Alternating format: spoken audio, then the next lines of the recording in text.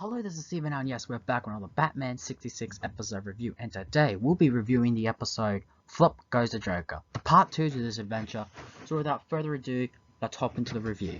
When we last left off in the previous episode, Robin was tied into some mechanical device essentially to cut him. However, Bruce manages to maneuver himself to block the mechanical works of the device known as the Mobile, to prevent Robin from being cut, and he manages to work himself loose and uses one of the knives to deactivate the mechanism. Next thing you know, the Joker and his men return to see his work, but the Joker and his crew are shocked when they see that Bruce and Robin are alive and start fighting his men. Joker quickly makes his escape and tries to manipulate one of the females in attendance there, Baby Jane, who was in the previous episode and was the actual person that ran the art contest, and he sort of manipulated her, which he is doing again. Just as that's happening, Bruce and Robin manage to defeat the goons and go to apprehend Joker, but Baby Jane, under Joker's influence, essentially secures his freedom, and as a result, Bruce goes along with it because he knew that this could raise questions and people might come to the conclusion that he and Batman are one and the same. Baby Jane then takes Joker back to her place, and the Joker suddenly, in a mad, what is called art, ends up breaking a priceless table and turns it into a work of art. He then convinces her to have this work of art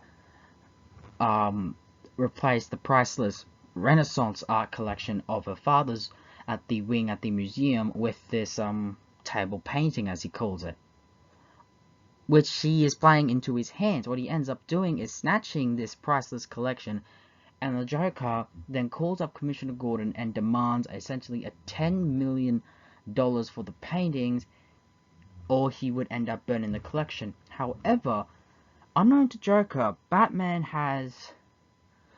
ends up calling him, but what he doesn't know, Batman's actually in the background, and what happens is Joker ends up checking these paintings and finds out that it's kindergarten drawings, childish finger paintings by Alfred, and this shocks Joker, and he says if Batman's here, he pound him to a pulp, but is shocked when Batman and Robin arrive, and as a result, the Joker and his men quickly get into a fight. Joker uses this moment to quickly make his escape and takes Baby Jane as a hostage and plans to go to Wayne Manor to pick up some quick cash before he goes into hiding.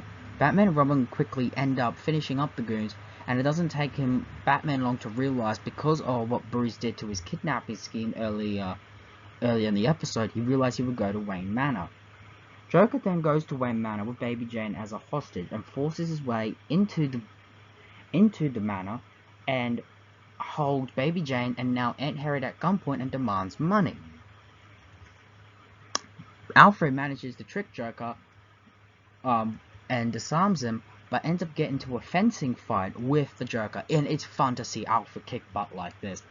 He ends up winning the fencing fight, but Joker quickly makes his escape all the way to the Bruce Wayne study, where he stumbles across the William Shakespeare bust, and the secret passage opens, and he quickly slides down the bat poles. However, Alfred manages to press a button just in time, which essentially sends the Clown Prince of Crime crashing to the top of the shaft. Just a couple of moments later, Batman and Robin arrive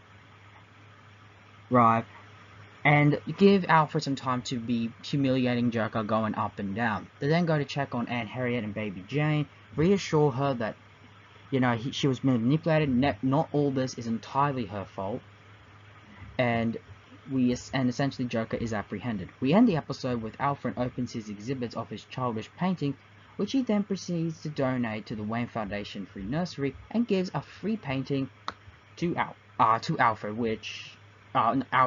gives a free painting to Chief O'Hara, and it's a funny scene, I love it, and we end the episode there, with next week tuning in for the return of Mr. Freeze. let's be honest, the best, one thing I always liked about this episode was that Alfred scene was absolutely funny. He was absolutely hilarious. That fencing scene, honestly, I don't think this was, honestly, like, nothing can describe that scene. Was so fun, and he overshadows everyone here. Like I said, I like how we get to see a little bit more Bruce than Batman in these episodes. And Gordon and Chief O'Hara in these two-part kind of fall a bit into the background. But of course, let's talk about Joker. Cesar Romero is really great as Joker. True, he's more light-hearted, more sillier, but he's still dark and more threatening and... oh, sorry, threatening, not more threatening, threatening, and definitely dark in some places. I also like this script. It's kind of the same with his three-parter, when he's pretty much going from one scheme to another, but it's working so well and so coherently. It doesn't feel rushed or it's just or making up as you go along. I mean, he probably is. And the thing is, what I like about it, it happened by accident. We also get to see how he is quite the manipulator when it comes to women, something that would definitely heavily echo with Harley Quinn. But also I like the when he's meddling with art, which is quite a Joker staple, but also at the same time this is something that Jack Nicholson did in the '89 movie when he vandalized all these paintings. This is a scheme worthy of the Joker, and nothing more I can say. I mean, I don't think there's any more praise I can get to Cesar Romero's Joker than I probably haven't already done. Don't get me wrong, I had some problems with him in his early debut, but now I don't see these problems anymore and I enjoy it heavily. Flop goes the Joker like its predecessor, Pop goes the Joker. So far, a really good two-parter, and considering what we got with the Black Widow episodes, these are really good episodes. I'm not sure if these will be top 10, but they will be close, and who knows, when I do my top 10 Batman episodes, I'm not sure where this would be or where this would go, because honestly, these are really fun episodes, and it fits Joker's modus operandi very well. I say give these episodes a watch. And there we have it. Flop goes the Joker. Now this is the Joker's last appearance in season 2, but don't worry, he will be back in season 3. And believe it or not, we're nearly done with the season. Join us next time with Batman and Robin going up against Mr. Freeze, which will be the final two-parter in this season. So tune in to the next Steven hour, the same Steven time. Ladies and gentlemen, so long for now.